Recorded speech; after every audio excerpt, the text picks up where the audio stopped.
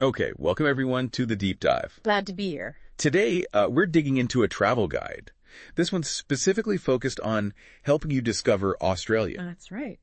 Think of this as us unpacking it for you, pulling out the really important bits, the key facts and insights this particular guide wants you to have about, well, heading down under. Exactly. We've got the source right here, and it really aims to cover a lot, from the bustling cities, amazing natural spots, to that wildlife you won't see anywhere else. And practical tips too, right? Yeah, and some practical travel advice thrown in. So our goal is just to filter out what this guide really emphasizes. Okay, so let's start big picture. Why does this guide say Australia is, a must visit? What's the main pitch? Well, it kicks off by painting this picture of just immense natural beauty. And diversity, that's a key word. The sheer variety across the continent. Right. Suggests that's the core appeal. And it uses some pretty big numbers to back that up, doesn't Right. it? I remember seeing something about beaches. It does, yeah. Straight off the bat, it mentions Australia has over 10,000 beaches, 10,000. which it points out is more than any other country. So, that implies this huge coastline, endless options for whatever beach experience you're after. Wow. Okay. That number alone gives you a sense of scale.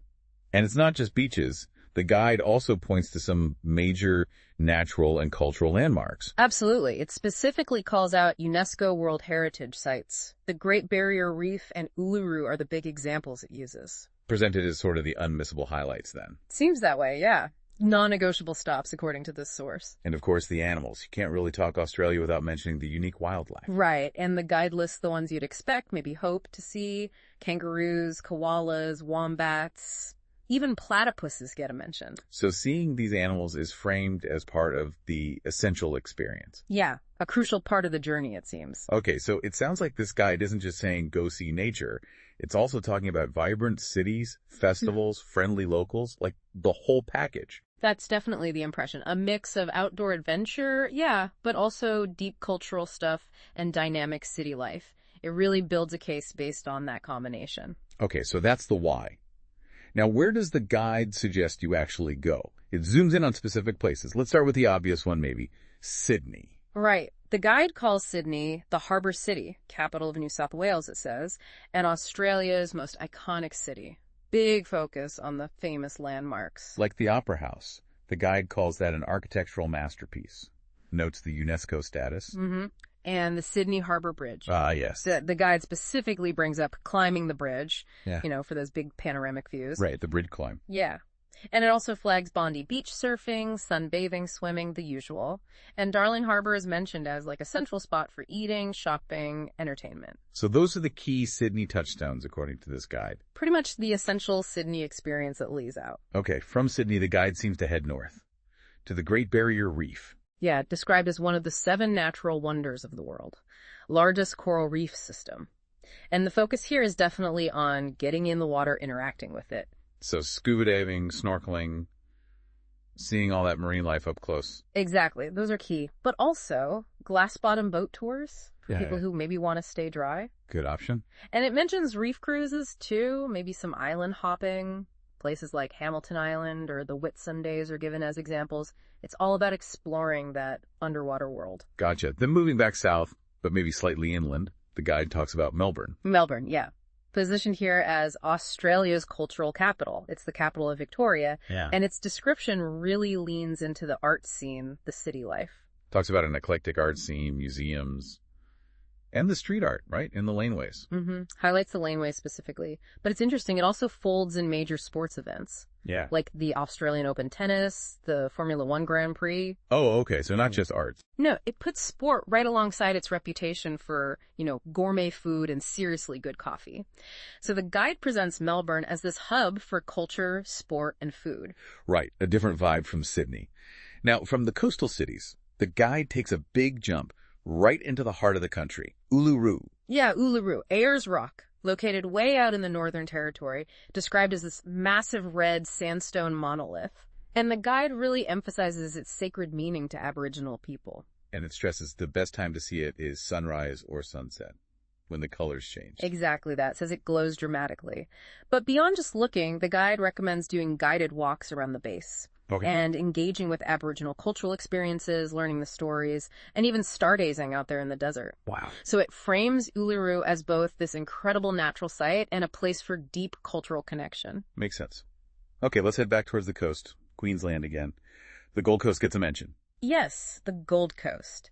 Highlighted as, a fantastic coastal city. Especially good for families, it suggests. The focus is definitely sun, surf, fun. Golden beaches, surfing spots. The theme parks, of course. Dream World, Sea World, Movie World. Yep, list those specifically. But it also makes a point of mentioning the lush rainforests nearby in the hinterland. Oh, interesting. So it's not just beaches and theme parks. No, it suggests you can also find nature trails, scenic lookouts just a short drive away. Adds another dimension. Good to know. Then the guide shifts focus again down south to Tasmania. Calls it a hidden gem. Yeah, that's the phrase it uses. Frames Tasmania as this island state south of the mainland, really emphasizing its wilderness and wildlife opportunities. Okay, so parks like Freycinet, Cradle Mountain, those are key areas it points out. Highlights those national parks. And also historical sites like Port Arthur. Right. And it adds a note about exploring local produce and wineries, too. So suggesting a mix of nature, history, and food and drink on the island. Sounds appealing. And finally, the guide takes us all the way over to the west coast, Perth. Perth, yeah. Western Australia's Star City. Presented as modern, vibrant, the guide highlights its nice surroundings. Beautiful beaches like Cotslow, Scarborough. Yep, mentions those. And nearby Rottnest Island gets a shout out. Famous for the quokkas, right? The very cute quokkas, yes. And it also mentions Kings Park and the Botanic Garden, suggesting green spaces and city views are part of the Perth appeal too. Okay, wow. So this guide really does cover a huge amount of ground. Shows incredible diversity. Now, what about actually planning the trip, the practical side? The guide includes tips on that. It does, yeah. Seems to cover the main things you'd need to think about early on. Like visas, what does it say there? It states that most tourists will probably need a visitor or an ETA visa. Suggests it's often an online process for many people. Okay, good baseline info. And best time to visit.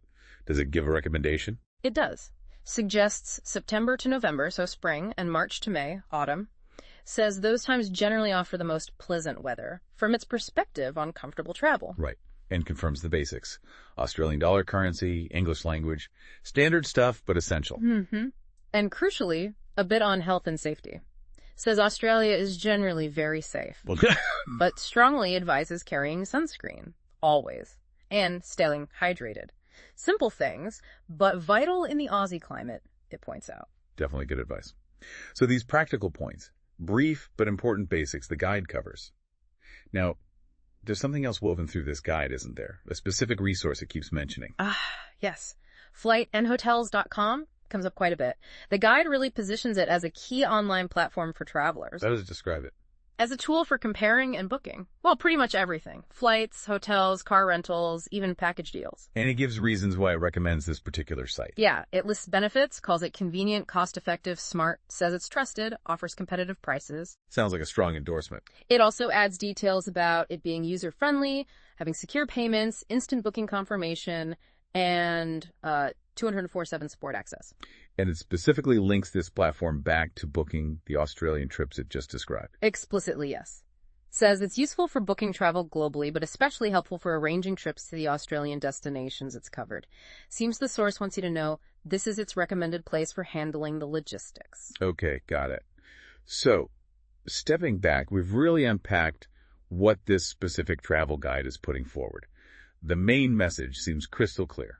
Australia, as presented here, is this place of just, astonishing diversity, promising what the guide itself calls a lifetime experience. Yeah, it really hammers home that blend. Iconic natural wonders, unique wildlife, plus those dynamic cities and cultural experiences. And everything we've talked about, it's pulled directly from this one guide's perspective. Exactly. We've just laid out the key details and the overall picture that this source wanted you to see. And it really makes you think, doesn't it? The sheer range packed into one country. It really does. I mean, how can one place have the world's biggest coral reef? Right. And an ancient sacred monolith? Plus, bustling cities known for both art and major sports, vast wilderness, and animals you literally find nowhere else. It's quite something. Thinking about that incredible scope, that diverse landscape this guide presents, what part of that picture sparks your curiosity the most? Maybe something to ponder as you think about where your own Australian deep dive might begin.